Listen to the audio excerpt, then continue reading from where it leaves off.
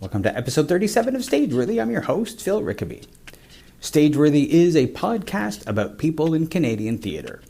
On Stageworthy, I might talk one-on-one with an actor, director, playwright, or producer, or I might get a group of people together to talk about a specific aspect of theatre in Canada. If you'd like to be a guest on Stageworthy or just want to drop me a line, you can find Stageworthy on Facebook and Twitter at StageworthyPod, and you can find the website at stageworthypodcast.com. Adrianna Prosser is a storyteller. She's a playwright, actor, geek, and social media guru, as well as a host and producer for the educational web series Cranium Cookie, and creator and performer of her hit one-woman show, Everything But the Cat. If you enjoy the podcast, I hope you'll subscribe on iTunes or Google Music or whatever podcast app you use, and consider leaving a comment or rating.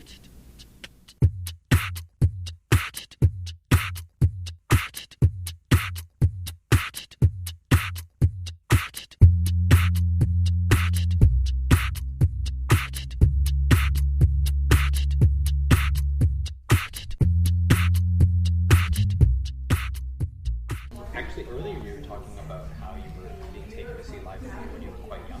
Yes.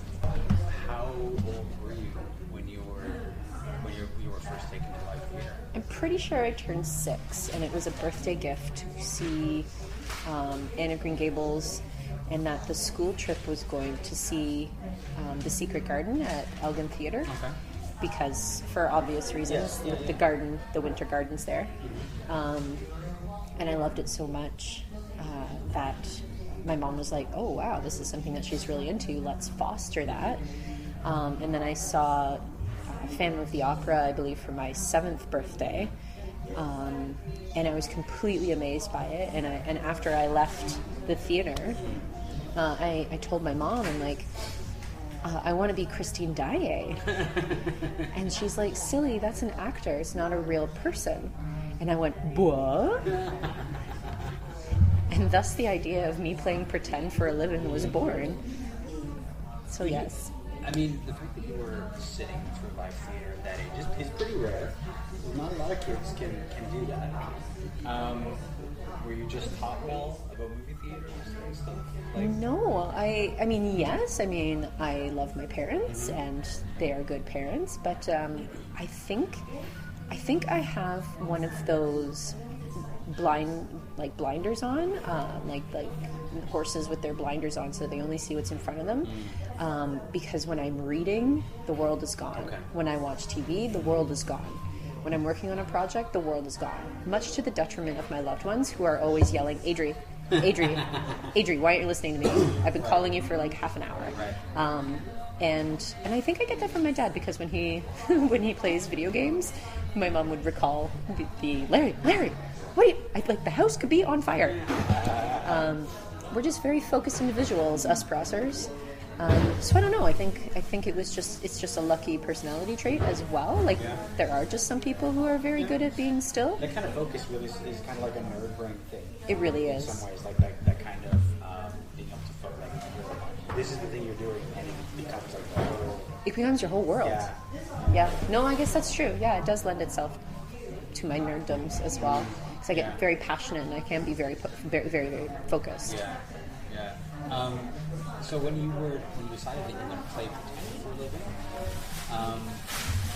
when did you figure out that it was a thing, to do for a living? Because, when a lot of kids, the occupations that they are aware of are the ones they want to do, so they want to be a policeman, a fireman, an astronaut. Those sorts of things. It's rare that a kid sort of realizes that this is a thing that one can do. It's like that kind of thing. Well, thanks to my mother spilling the beans that this was actually a career choice, I think all was lost, because up until that point, I mean, that was around the time that I was becoming obsessed with Back to the Future as well, right? And then understanding, having that snowball effect of if Christine Daae and Phantom of the Opera guy isn't real, then all of these people are for fake. All of these people do this. And so that realization, I think, was a nice big snowball of, oh my goodness, all of these people are playing pretend for money, or at least get to do it as their job, from as much as, a 7-year-old can understand that as well, right? But that people want them to do this, people, expect this of them, and playing pretend was like the best thing in the world, is the best thing in the world. So I think, because like there was, how every kid wants to do a thing. Like I think I wanted to be a marine biologist. I don't know why. I haven't really ever had like a penchant for dolphins or anything like that. I don't even know where that came from. And then did you really for a while? You want to be for realsies, yeah. I definitely had all of the nerd cred stuff. Like I had the microscope with like the whole like that wooden case with the slides and everything like this. Oh yeah. Didn't go as far as getting a telescope because my mom, I think, weighed her options and she got the microscope instead of the telescope, much to my chagrin, because Doc Brown in Back to the Future is just like all about showing Clara the constellations and about space and time travel. So I know that I was a little sad about that. But yeah, like all of these very nerdy pastimes and whatnot.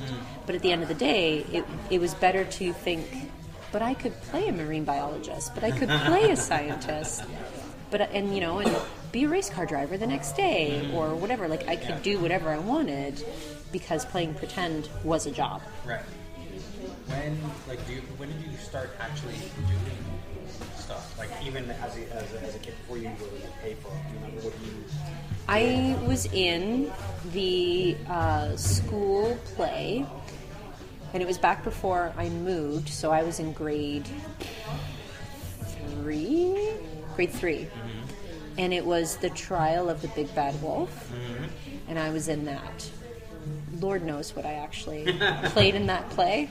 I just remember it being the Big Bad Wolf. I think I was like one of the little creatures from the forest, because like I was in grade 3, and when it's like a children's show, they fill the bigger roles with like the grade 8s, right, and then whoever else is interested or roped into it for that matter. So I think I might have been like one of the 3 little pigs' friends or something. I might have been a chipmunk for all I remember. But I remember that being a thing and that being really exciting. And then the next big thing that I think happened, other than, school projects and speeches and monologues and stuff like that, was Anne of Green Gables, of course. Yeah. Of course. You, if you have red hair, you either embrace that or you spend the rest of your life running from it. Or both of the above, and play Anne of Green Gables regardless, because people like to pigeonhole you. Yeah. But I loved Anne. I absolutely adored Anne. Well, you'd seen Anne of Green Gables as one of your early theater experiences. This is true. I always find that your first experience stays with you in a way that you'll pretty much always be fond of it. Absolutely. It doesn't seem to matter what people do to it. It's like you'll always love it. Yeah. And it helped that it was a protagonist that really spoke to me. Yeah. And that not just superficially, like not just because she had red hair and freckles, but because she was Canadian, because she was very temperamental, and because she had like bombastic, hyperbolic tendencies, which definitely doesn't happen to me whatsoever. Of course not. And like the fact that like one of my very favoriteest books growing up wasn't a book at all. It was The Tempest, because I liked it was The Tempest as well. Oh my goodness, now I'm completely blanking. It was The Tempest and Midsummer Night's Dream, with all of like the magic and the fairies. Yes. Right? Yeah. But The Tempest was even better because there wasn't some silly lovers. You could kind of ignore the silly lovers in The Tempest, and you could really... You know what? A lot of people still do in Midsummer Night's Dream. Oh, well, there's that too. You sort of you can zone out for a little while. Yeah. Those guys are doing something. But I really liked Ariel in The Tempest, and I would search for her parts, and I think it was the Charles Lamb as well, like reading that as well. So I was really freaking out my mom because I was like into time travel and Shakespeare. And I think she really wanted to push the Anne of Green Gables because that was more conventional. Of course, yeah. But overall, I mean, that has also stuck with me, not just because it's Anne, but Canadian history and I'm really big into Canadian history as a lifestyle, for that matter. So it's really nice to keep circling back to Anne. Yeah. You were sort of mentioning that your mom was... I think it sounds like your mom had difficulty raising a nerd child. Well, she's a muggle. And if she's listening to this, she won't even know what a muggle is. So she is a muggle. Yeah. Bless her, love her, because it didn't matter what this little wizard wanted. She would fuel that fire, even though she had no idea how to be supportive other than to get me more books or to take me to that audition or take me to rehearsal. Right. She was lovely. She is lovely. That's good. That's good. I mean, that's sort of, because some people, not only will some parents have difficulty with, raising their nerd child, but then to find out that child wants to do an unconventional thing with their life and not like go into business or something like that. What's really funny is that I have never felt any of that negativity from my family. They have always been 100%. Yes, of course you're going to be an actor. Yes, of course you're going to go to university for acting. And what's funny is that most recently I've been moving away from acting as more of a full-time focus and more of a side and complementary career, more into business, more into marketing, and it's that's getting them out of sorts. They're just like, but what show are you working on? And I'm like, but I'm not working on a show right now. So it's one of those difficult transitions that I found happening in my early 30s, because I was no longer happy to not have things and to struggle with paycheck to paycheck. And that's the word is it is a struggle. And granted, I am more than happy to struggle for my passion and my art, because like, what else is there? This is your life, and one must follow and be happy. But there are some other elements at work that restrain me from being in acting full time, and it's kind of a growing up of sense. It is not, I'm not a Peter Pan about the acting. No. It's hard. It's really hard. Yeah, it is. I think it's funny because I know when I was, I don't think anybody really expressed the difficulty in acting when I was, a kid, teenager. Nobody around me knew. And it really wasn't until I went into theater school that people would say, actually, at my audition, nobody wants you. Yeah. This is the reality. You are not special. You are not a unique snowflake. Because there's a bunch of other unique snowflakes who can do just what you do. Right, and the sooner you embrace the fact that everyone's a unique snowflake, and that it is equal parts luck, situation, people and sometimes networking as well, right? You never know who you're going to meet at that after party from that show, or even just, growing up, you never know that guy that was in your math class is now this marketing representative that needs somebody who sounds and looks like you, so you get that commercial because, oh my goodness, I remember you from 20 years ago. Like, it's so many random elements that actually can go into making what looks like a career. When really it's a lot of stars aligning. And I say that hopefully that people are not turning this off being like, wow, she's jaded. But like, that there is only so much work you can put into it, and then you have to let the rest of it go. Yeah, it's true.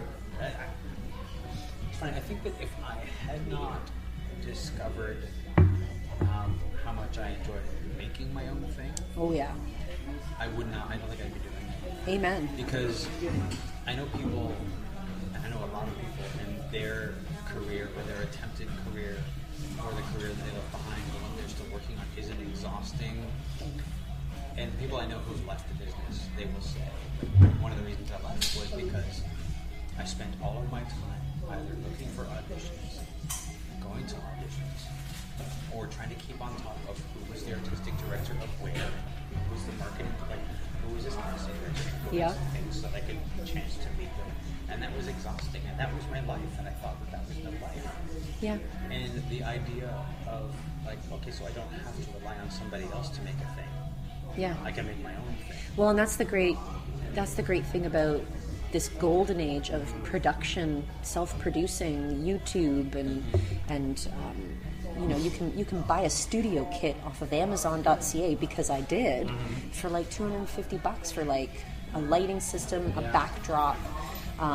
You get a bounce in there, you buy a DSLR from Best Buy, and bam, you can make yourself a web series. You can do your own self-tapes. iPhone Steadicam for under $20.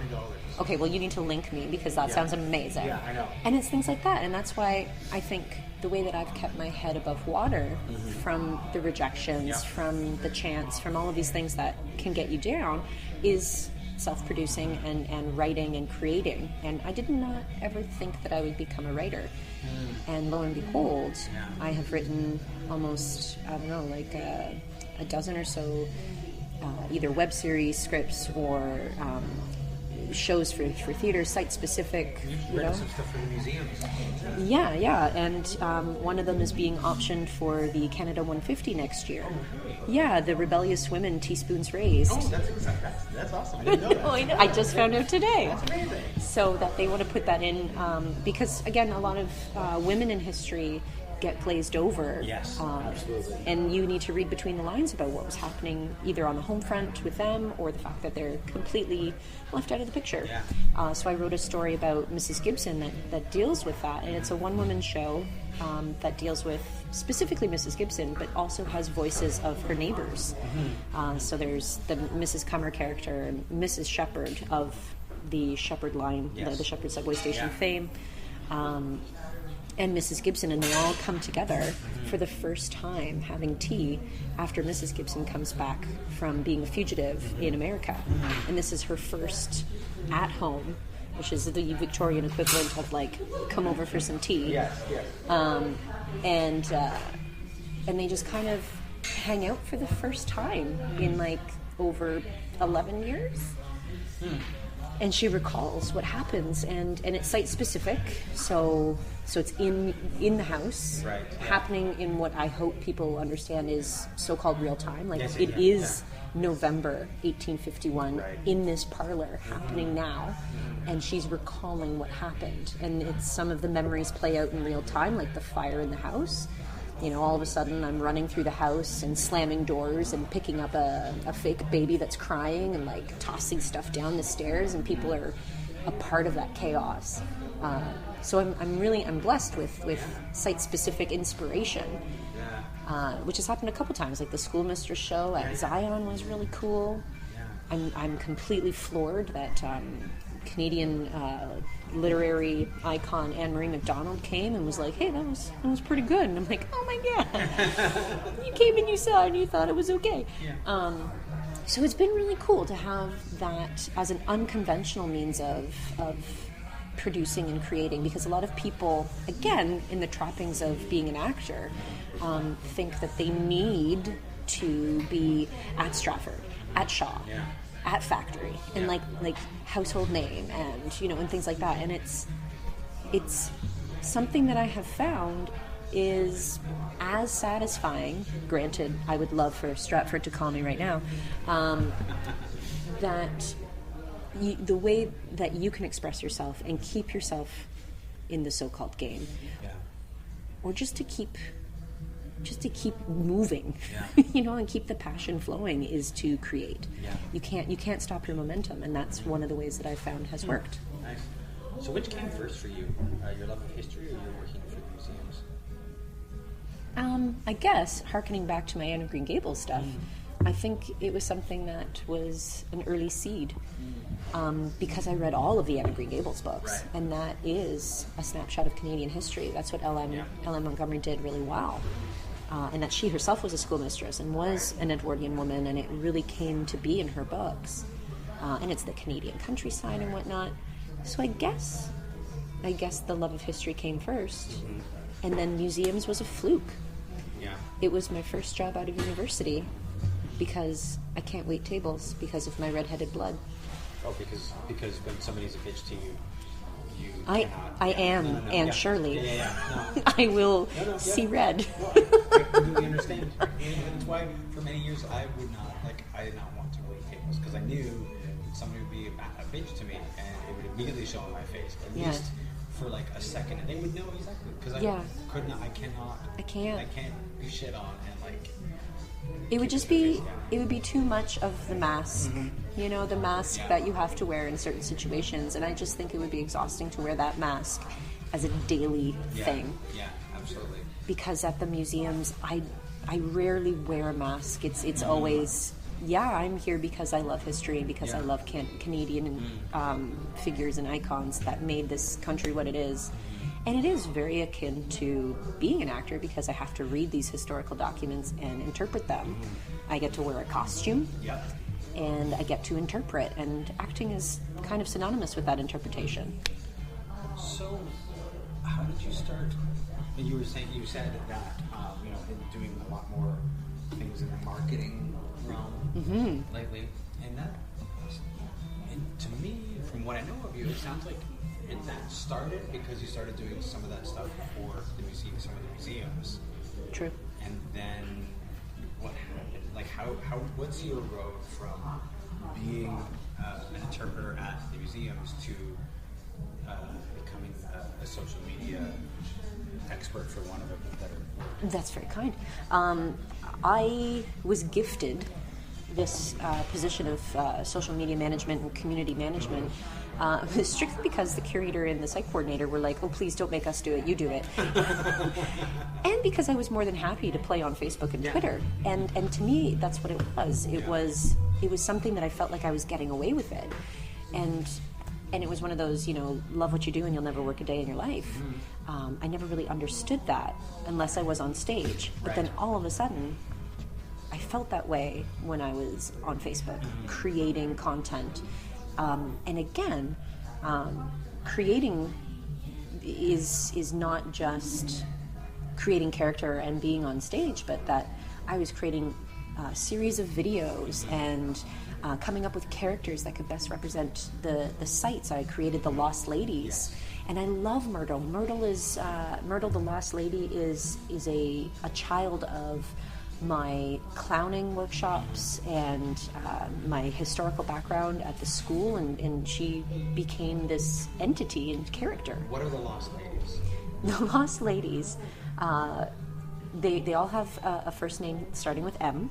Mine is Lady Myrtle, and Myrtle has a friend named Mildred, Milda, Maleficent. Oh no, Millicent, not Maleficent, Millicent.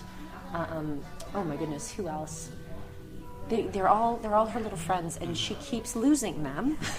She's a lost lady, and she likes to get lost in history. And like we play with the word lost.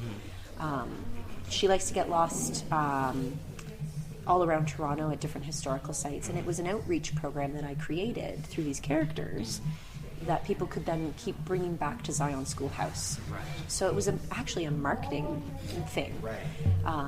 It was a tactic to get the Zion Schoolhouse, which is obviously stuck at Finch and Leslie, to get their programming to leave that place and go to Mackenzie House or go to Steampunk Festival, because that's Edwardian. Hey, sci-fi is great, right? It takes you through history too. So there's little videos of them. My favorite is when they go to Spadina, when we go to the Spadina Museum for their Gatsby party, and they get the date wrong, and hilarity ensues in the clowning style, and they don't speak because they're from the Edwardian times. Of course. So there's that silent film aspect to them as well. So it's really interesting because a lot of these design elements that went behind Myrtle and the Lost Ladies as a marketing campaign was really an amalgamation of all of my theater background as well, and my film studies class, which was fun.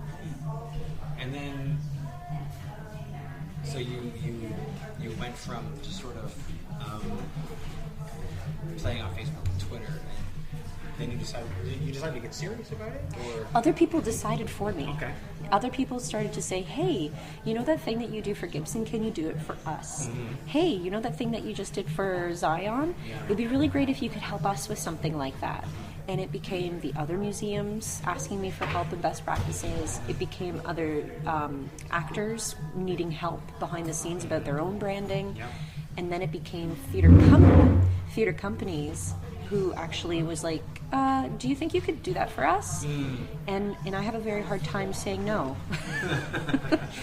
I have some serious FOMO. Yeah. And it has always been my pleasure because that's exactly what I want to do. Is I'm very selfishly happy to be the center of a party. I like being a touch. Is it a keystone or a touchstone? The thing that like keeps The keystone. keeps everything there, and like I like being that the base of how people know each other. It's really selfish of me. I love introducing people to people who I think will enrich their lives or make them better, right? And that happens very much on social media. It's all about networking. You said that you've helped actors who talk to you about their personal branding.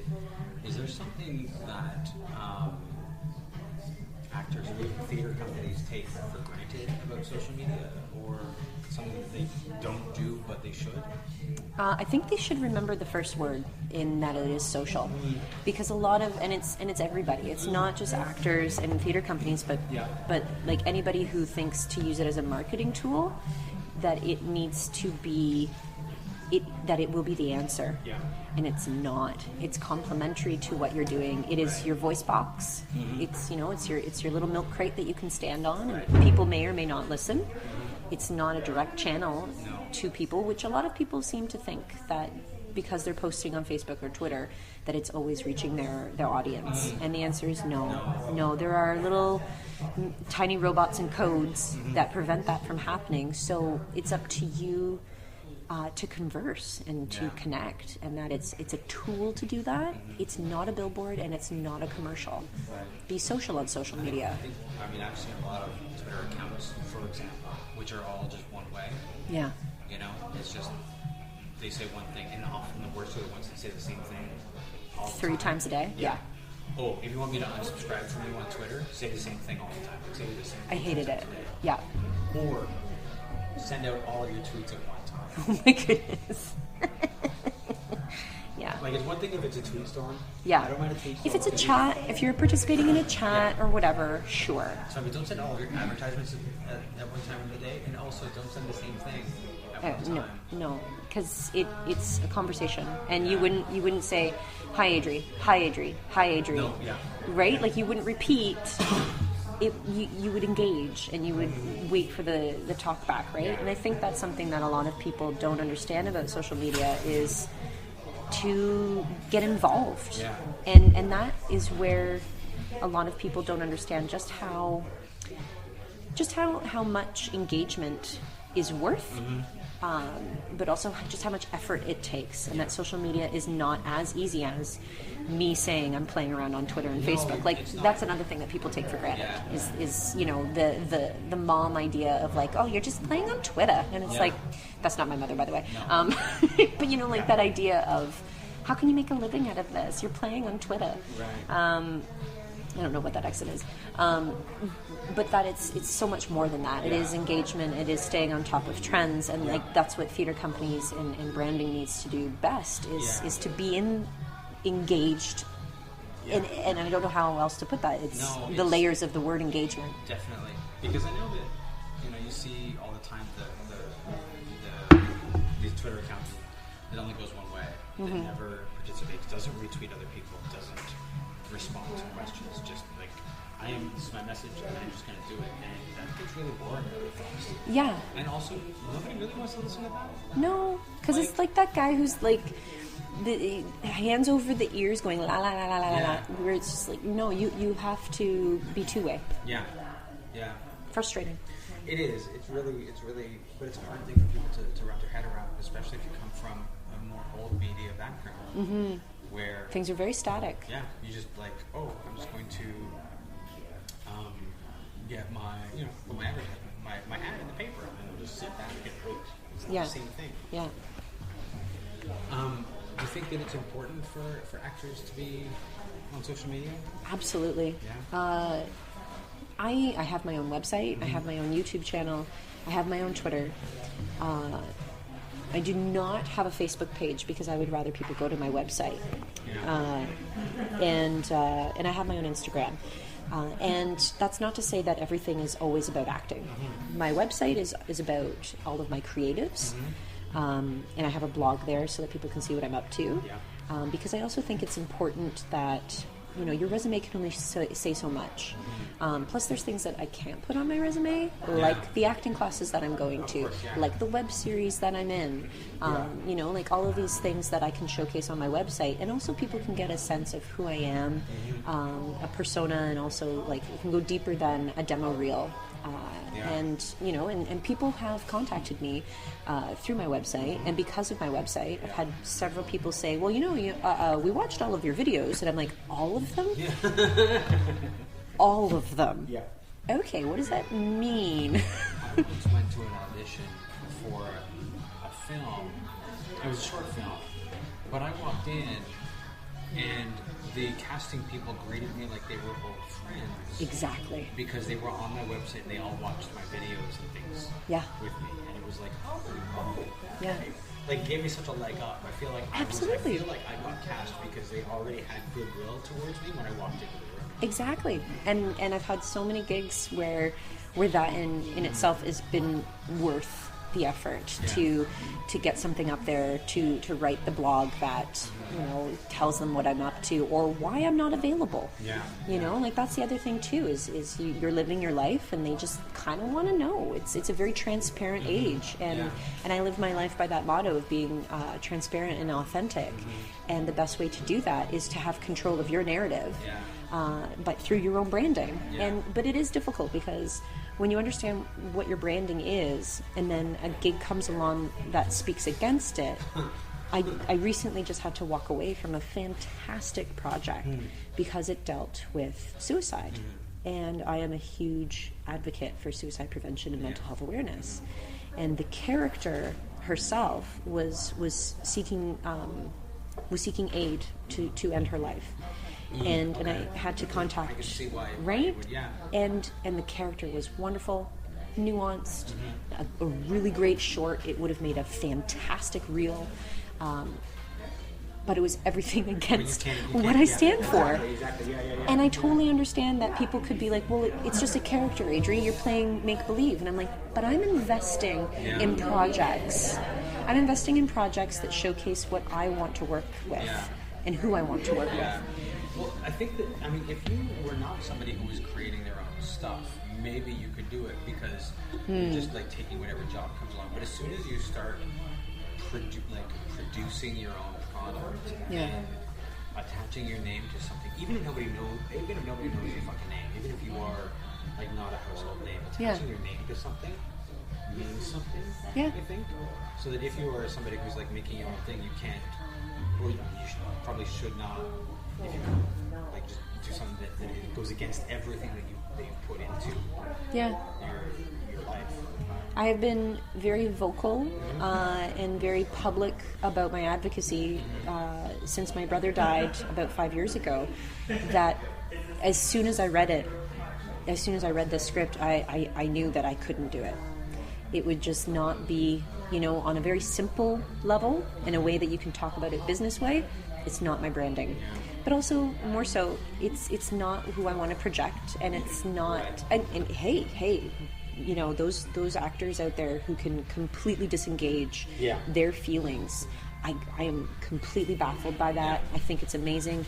I must be one of those terrible actors that invests and goes maybe a little bit too far, but that I would have and living with that script and like being in that role.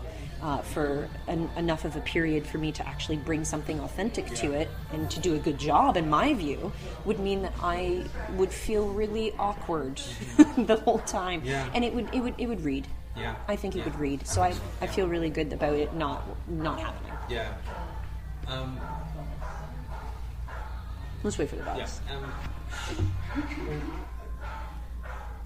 So we were talking about the plays that you wrote for the museums. You created Everything But the Cat, which was a play that I mean, you were dealing with your brother's suicide, and I think writing the play helped you deal with it? Oh, yeah. Before that, had you ever thought of like putting that much of yourself and your story into a project that you were writing? Never. Yeah. Absolutely not. Everything to that point was historical fiction. Like it was all representative of what I was reading in diaries and letters, and it was other. It was out of self. It was inspired by actual events. So I mean, I guess that's the only other thing that really was akin to. But I never thought that would be anything I would ever want to write about. Everything But the Cat was something that when people keep asking you the same question, what happened, how are you, and it was really funny that usually when I told the story took about an hour to tell, in a coffee shop or in somebody's living room or at a pub, and at the end, 9 times out of 10, because that's how many times I told it, if not more, people would say, God, that would be a good show. Because they were completely wrapped. Of course, yeah. They didn't say anything, or they would say something, and then what happened next? And I'm like, well, okay, I guess I'll keep telling you the story, which I think is completely banal and depressing and terrible, and yet people would want to know it. Yeah. People came in from out of town to hear one-on-one my story. Granted, most of the time it was a loved one that just wanted to be there for me and let me connect with them. And this was the only thing that I could really talk about, because it's really overwhelming. Grief is overwhelming. But then, friends and people would be like, I told them that story about you in Vienna. It was really funny. And I'm like, oh, okay. And so that made it into the show. And it was just all of these things where I started piecing it together, and it was kind of a good show. How long did it take you to put it together? Or once you started working on it, how long did it take to write it? That is a good question.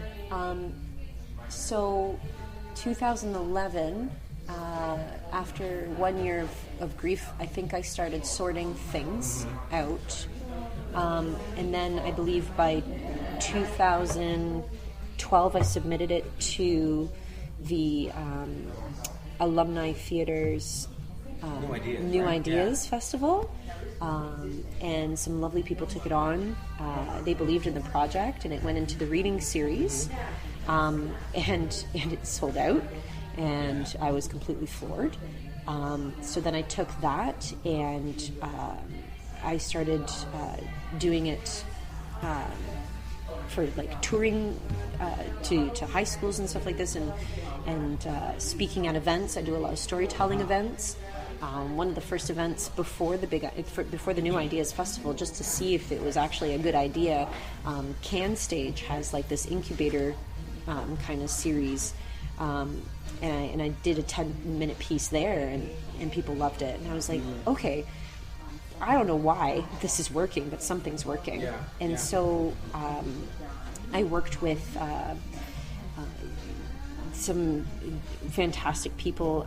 We've got Gray and Jamie, and I'll link you to their fantastic puppet company, because I wanted to do shadow puppets, because I do believe that the whole story being from my point of view, it was important not to get other actors in there, because it was my story and not at all the truth. It's my truth. It did happen, but in no way should other people embody my caricature of the person that I represent. It was just really complicated. So I went in and I had this idea of shadows, that shadows of the past or some other dramatic ridiculousness that came to mind. And so I had people act out on a screen so that I could capture their shadows, and I interacted with the shadows in real time on stage to represent everybody that I was talking about. And I also got voice actors to do it. Phil, you were in it. It was really great. And it was really neat how it all came together. And then people kept wanting to see it. And so I went to a couple high schools. I sold out the Solo Festival in 2014, I believe. 2015, I did a couple high schools.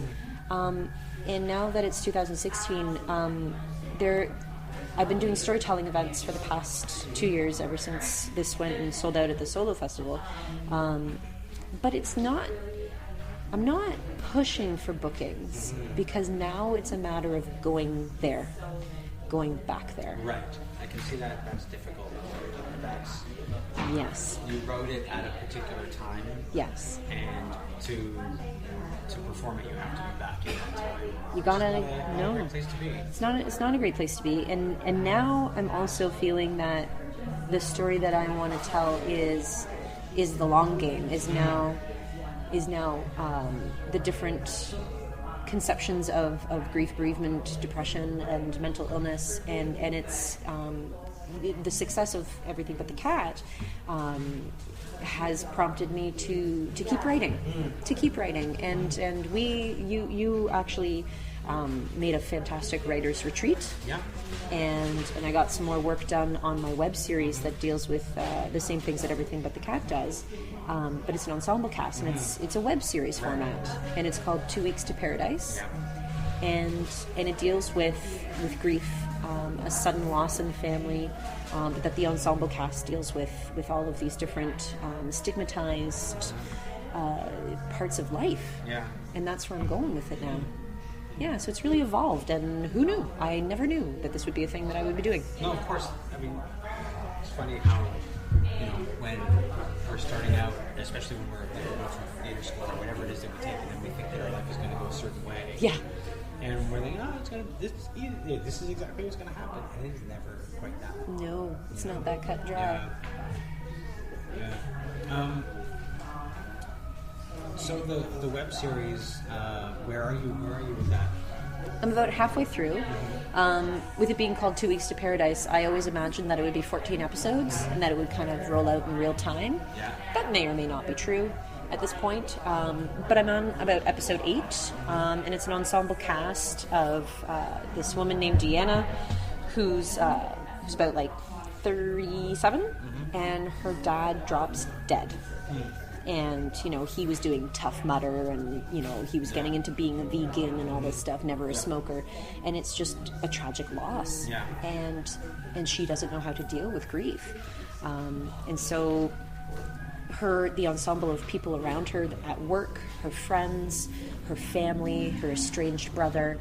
And then the odd one out, the weird element is that I was really taken with my own family's the way that a lot of my family dealt with my brother's death was actually leaning on religion, because my stepfamily is very religious. Yeah.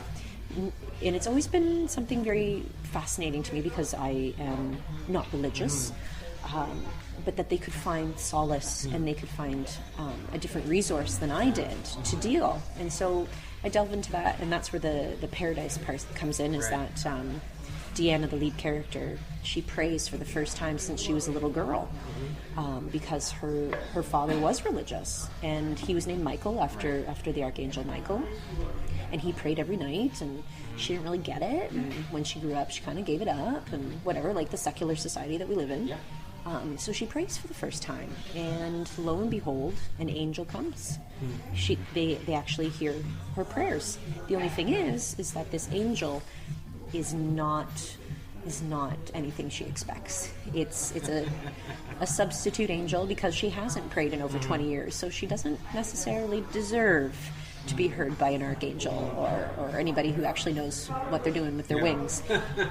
So Tony shows up, and he's like this liver-spotted angel of a old man, and it's hilarious and wonderful, and hopefully all of the above. And and it's her foray into depression and grief and bereavement, and finding out that a lot of her friends admit to her about their struggles as well. It is interesting how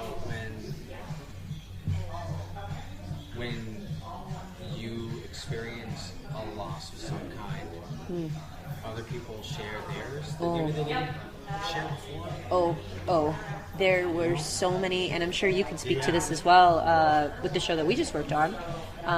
But that Everything But the Cat, I would have to stay at least as long as the show, post-show, because people wanted to share, people wanted to connect, people wanted to just shake my hand, people wanted to give me a hug, people wanted to say, I've been there, it gets better, or even the fact that it doesn't get better, but you learn to live with it. Like there were all these parting messages and just needing to connect. Yeah, no, definitely. I mean, I think that if I hadn't been performing that show, The Commandment, at a Fringe festival, where it's like, everybody out, we gotta switch out, I think it would have been a lot longer. A lot of people. It's lovely. Say things. Yeah, it is really good. It's really amazing when you touch people in that way. Absolutely. A lot of the time when we went to high schools, it was really wonderful that these teenagers, that the stereotype is that they don't want to share with adults, and you don't know me, you're not my mom, and all this blah blah blah. But that after the show, a lot of the time, I had a lineup of kids who wanted to talk to me, or just give me a high five, or just be like, "That was great, thanks for not talking down to me," and the like. Well, I think that you occupied an interesting place in the building when you were performing that show, because you were being, one, really honest, and two, not sugarcoating and not talking down to them. I think that a lot of kids right now are spending a lot of time being talked down to and treated a certain way, and not quite treated like people. So. Yeah, and it's always really hard to remember that Andrew was only 22, and that these kids who are making the transition from high school to university are in the same trappings that he felt he himself was in, and that he felt trapped, and that to speak to that, and I think that was something that really allowed these kids to either speak up to me, or I heard from some teachers that they spoke about it several days afterwards, that they needed to digest it and they needed to talk about it, because it's heavy. It's really heavy, Suicide is it's heavy. It's funny because I've known people who are depressed in the past, and they, to them, they would argue that it's their choice, and you don't have any right to argue with them. Oh no, I'll argue. They would be like, you're not thinking about what it does. No. People don't, you don't realize what it does until it happens. It's very, very difficult. On that note, I will share a very private story. The fact that when my brother passed, I had to call people because I was working the next day. And I had to call friends to let them know not to worry about me, because I was going to drop off the face of the earth for the next little while. And I phoned somebody and basically told them, this is what has happened. I'm sorry, I'm phoning at 12:30 in the morning. Please don't worry. I'm okay. I'm with my family. And they were like, yes, of course. Thank you for calling. Just do what you need to do. Let me know if you need anything. Very, very, very, scripted. This is the thing that happens. Yeah. And years later, this person came to me and said, I was very depressed and I was in a very bad place. And then you called me at 12:30 in the morning with this, and you were crying, and I couldn't believe what had happened, and I felt so bad because I was thinking of taking my life. And you phoned me and you were devastated, and all I could think of was, oh my God, I'm going to do this to my family, to my friends, to my circle, and I'm going to devastate them. And the next day, this person decided to get help. And it's these little things. Yeah. And that is why I think Everything But the Cat and fantastic groups like Art with Impact, your show, The Commandment, me trying to write some things for 2 Weeks to Paradise. I think it's a fantastic way to start that conversation. And I need to also recommend Louis C.K.'s Horace and Pete, because oh my God, oh my God, oh my God, his transparency and authenticity was soul shattering. I cried so much watching that show, not just because obviously it's moving and sad, but because it was so terribly authentic that it was hard to watch for beautiful reasons. And that being truthful will bring truths to people's lives and will help them also see through the muck and see what you know such terrible decisions can lead to. So it was really quite fascinating that actually happened. And I still can say that, I can call that friend up and be like, hey buddy, I'm so glad you're still here, and I love you.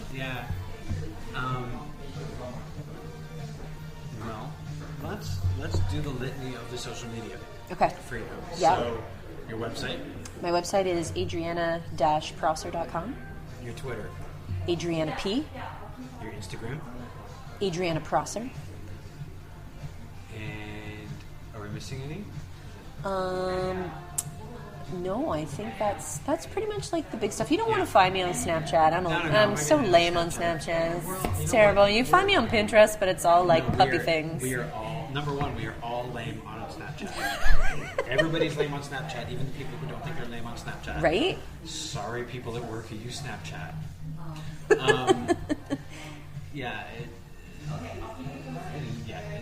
all lame. Can I shout out the fact that I'm really excited about a new project that's coming up? I'm moving more into social media, and I'm really excited for me working with Eldritch Theatre. Yeah. They are puppet magic horror. And wait, did you say puppet magic horror? Yeah. Okay. And it's just the coolest thing in the world. Funnily enough, again, one of those things where you can't ever be like, oh, well, that's how that's going to work. Yeah. I saw Eric Wolf's show. He's the artistic director, and he does the puppeting and the magic and the horror. And it was a whim. It was a date night that I went with me and my partner, and I emailed him being like, that show was awesome. We've been talking about it for days. Who knew that puppet horror magic was amazing, but it is, and you are amazing. And so he wrote back. He's like, oh my God, this is amazing. You're so nice. And I said, if you ever need any social media management kind of stuff, I would love to shout you out. And he's like, okay, I don't really know what that means. Okay, thanks, bye. Fine, fair enough. Yeah. And then 8 months later, he calls me up and he's like, hey, so social media what? And now I'm helping create their branding and their tone and their story. Nice. And it's horror, magic, puppets, and amazingness. Nice. And so I'm really, really excited to work with them. That's great. Yeah, so coming this fall, you need to see the harrowing of Brimstone McCready, which again is cool because it's puppet horror magic and Canadian history. Hey. These are all things I like. All the good things. I know. Well, this has been great. Yay.